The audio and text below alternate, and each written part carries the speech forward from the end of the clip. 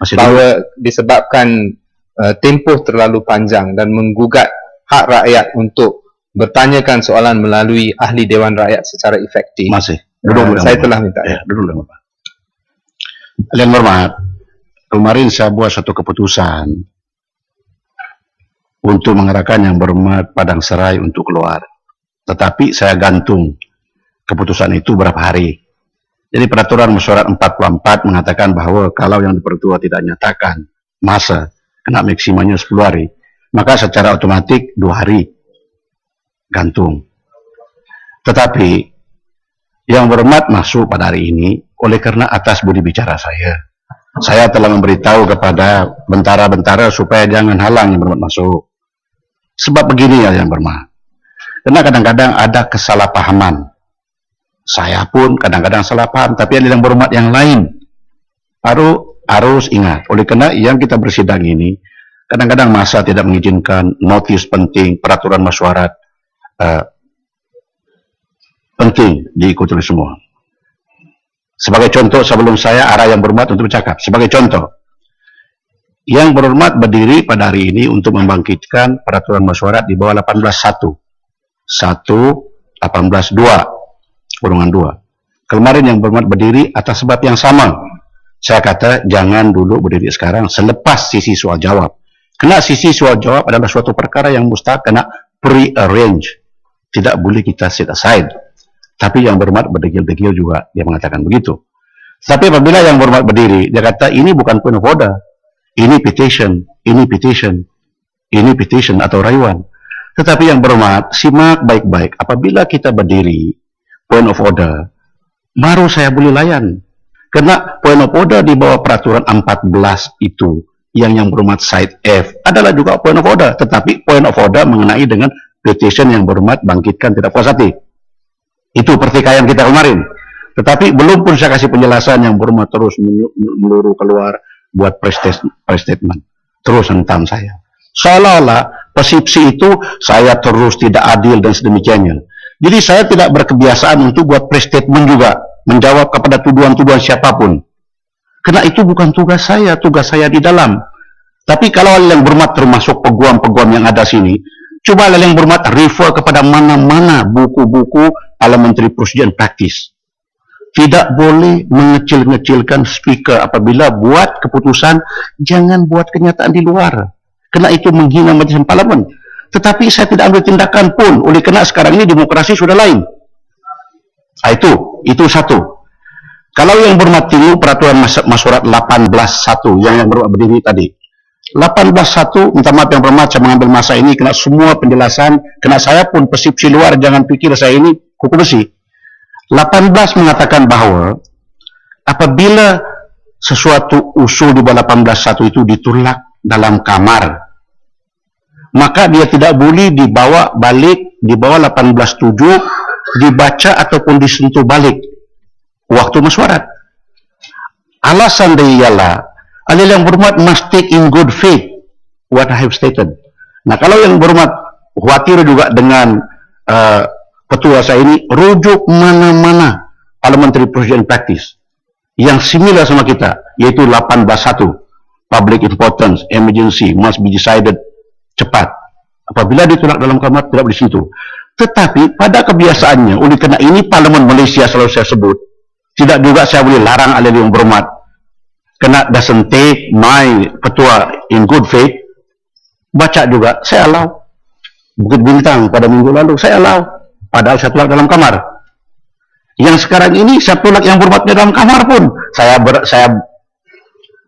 mau juga yang berhormat berdiri untuk perjelaskan. Lepas itu saya boleh perjelaskan. Sebenarnya semua ini membuang masa. Tetapi oleh karena kita sama-sama semua belajar, kita sama-sama mau perbaiki persidangan kita seperti dunia ketiga, parlimen ketiga, tak apa. Sometimes we need to relax it, sometimes not. Sekarang ini, oke, sila yang berhormat. Let's hear what is your opinion on 18.1 ini ataupun usul yang berhormat. Sila.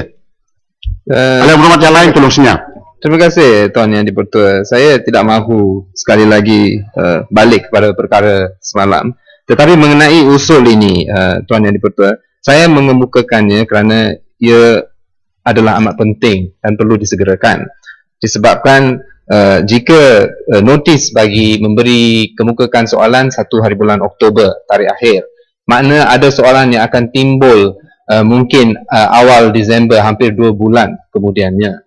Dan saya benar-benar percaya bahawa ini menyebabkan proceeding dan demokrasi kita di dalam Dewan Rakyat tergugat, dan ini merupakan hak rakyat.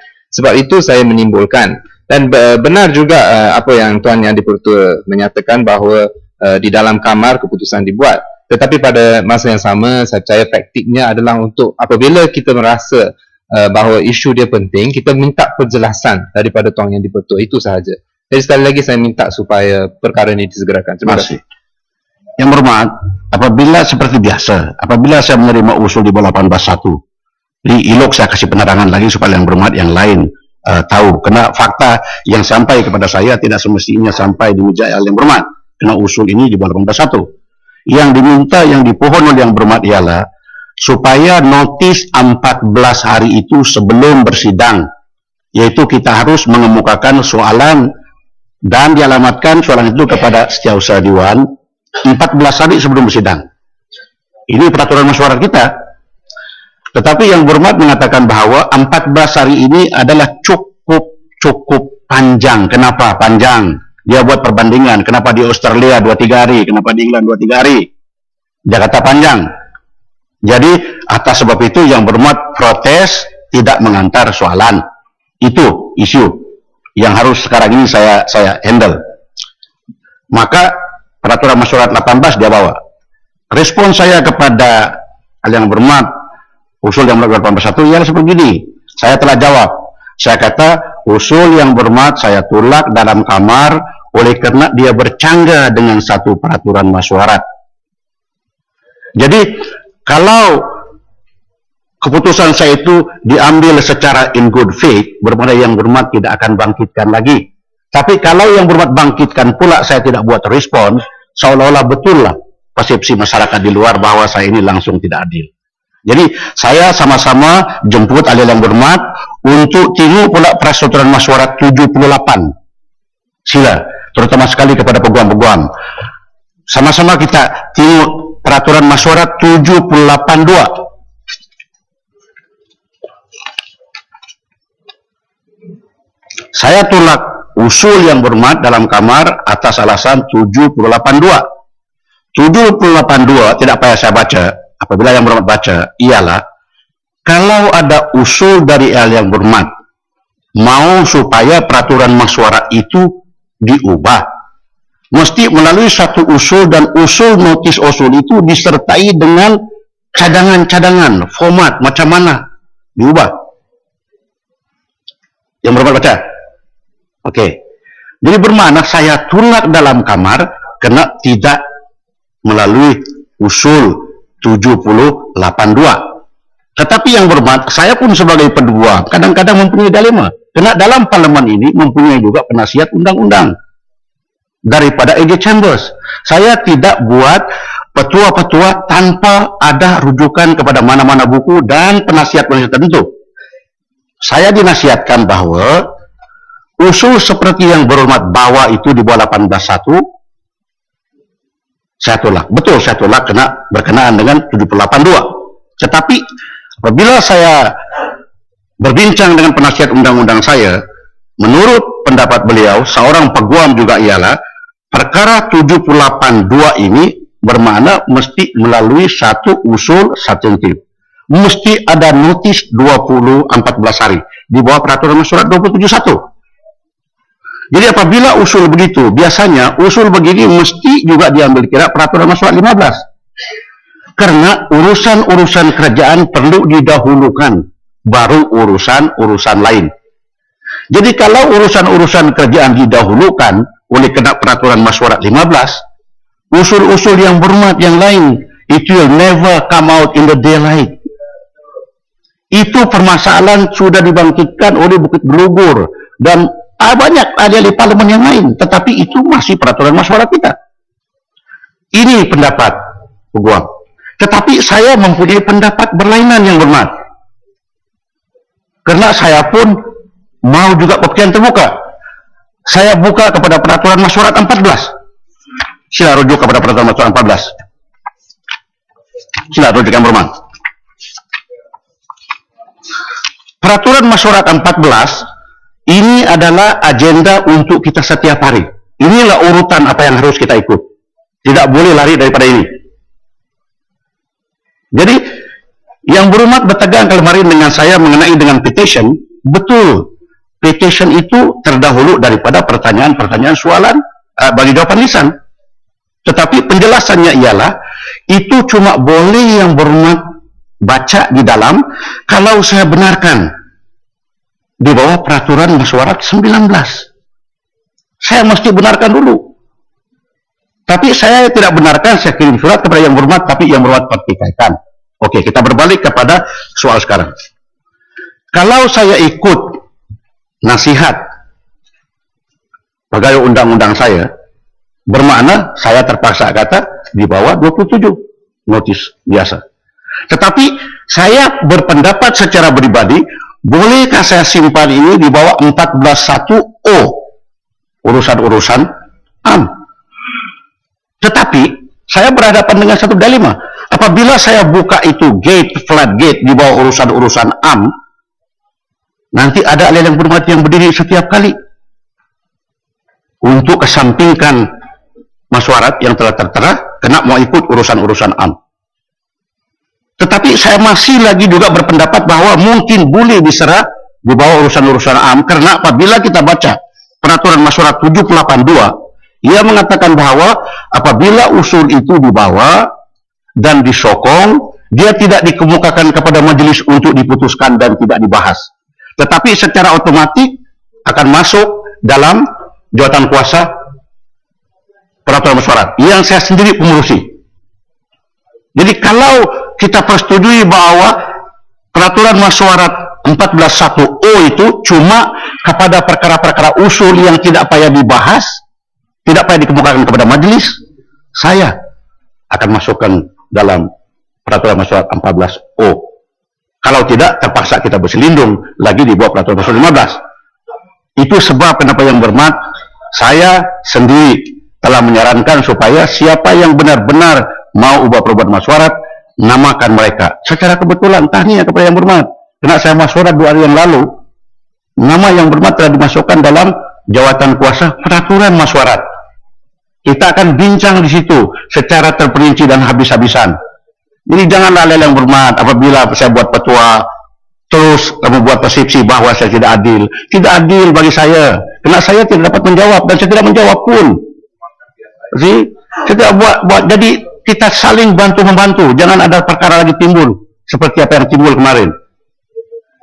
Kita setuju semua ini?